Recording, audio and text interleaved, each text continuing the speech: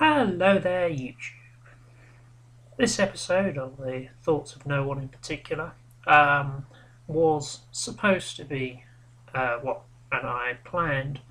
I was actually going to talk to the right-wing reactionaries, or as Americans call them, libertarians, about the things I actually agree with them on. And believe it or not, I do agree with them on a lot.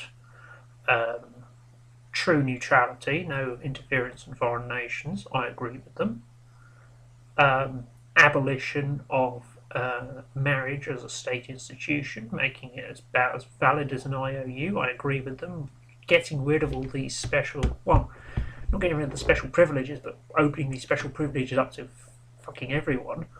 I mean, as much as I like him, Tetsubo, when he goes on about the fact there's 114 unique rights in the United States for married couples that you don't get anywhere else, any other way. That's crazy talk. Here in Britain, there's only one thing you get from a marriage license, and that's a way of avoiding inheritance tax, and that's just wrong. So sooner they abolish that, the better. Um, and removing divorce law will, of course, save a lot of money in legal aid costs, and any small claims costs won't be anywhere near as expensive as some of these bloody ridiculous suits. Anyhow,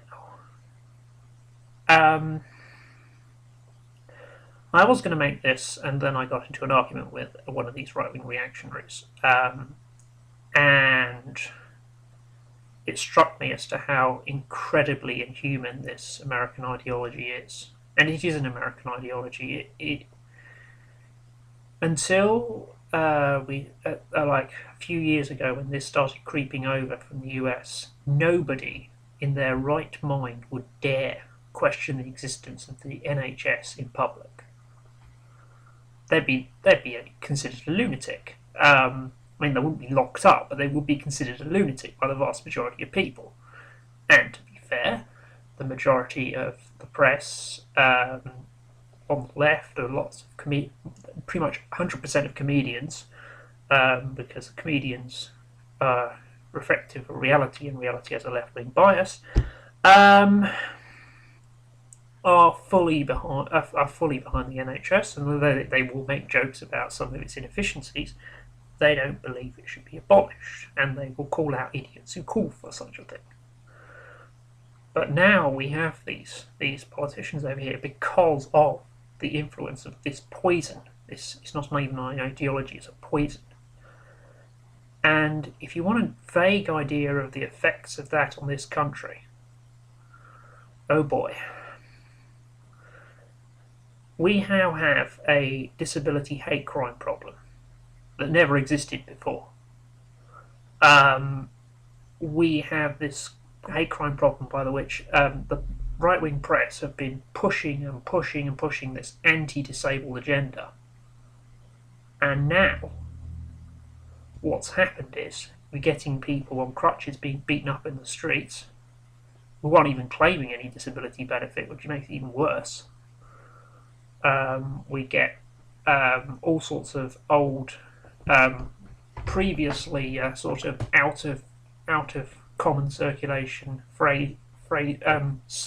slurs and phrases coming back in force in even polite society, and people not even realising that these are not the terms you use, and they are just as offensive as the N-word, if not more so. We've had, thanks to the latest Conservative government's attempts to reform, by which they mean abolish, and the way they're going about it, the system, we've had one guy set himself on fire, a mentally ill gentleman set himself on fire in protest. We had one chap who attempted to blow up a job centre. I think it was a job centre, or was it a driving school? I can't remember. But he did attempt to blow it up and blow himself up with it.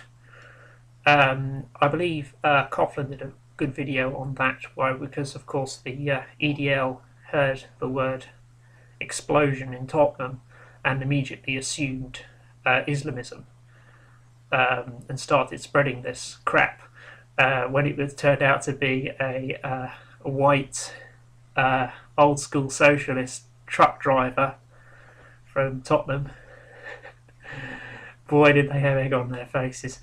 But still, thanks to this poisonous ideology, we have tax rates are being cut for the wealthy. We have the wealthy getting away with more fraud than they ever have. We have all three parties have privileged, handed their fucking lives on a silver plate from birth, privately educated twats in charge.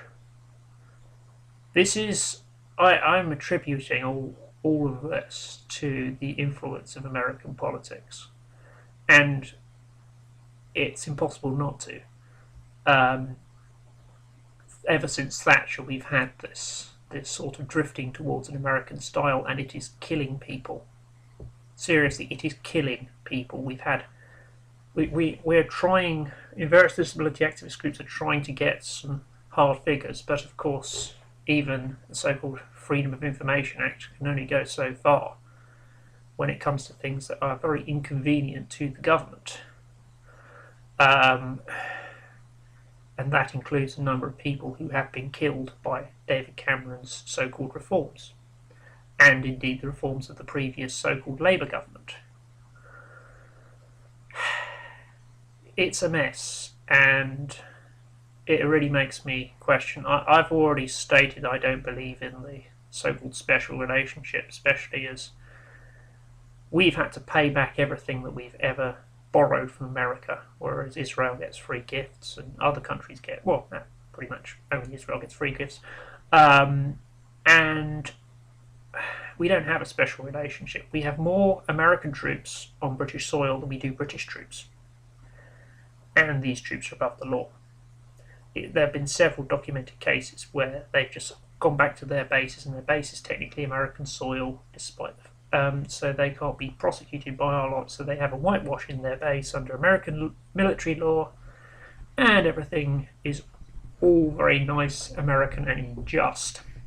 We have a completely unequal extradition treaty by which the Americans can pretty much demand somebody and drag them over there. The only people who've avoided that both have mental health issues and Asperger's syndrome, funnily enough,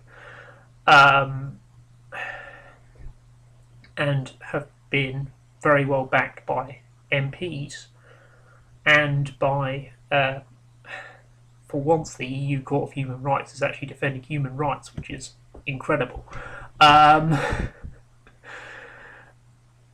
Yes, very Orwellian term, that. Anyhow, it's a mess, and I'm not going to put any gimmicks on this. I'm going to put my usual adverts, low bar. This is just sickening, and it needs to stop. Libertarianism, to me, or what right-wing reactionaryism, as the rest of the world calls it, isn't an ideology, it is a hate crime. And it should be punishable by the very ironic punishment of sending the offender to Somalia with a pair of oversized clown boots. Let's see you talk about bootstraps there, motherfucker.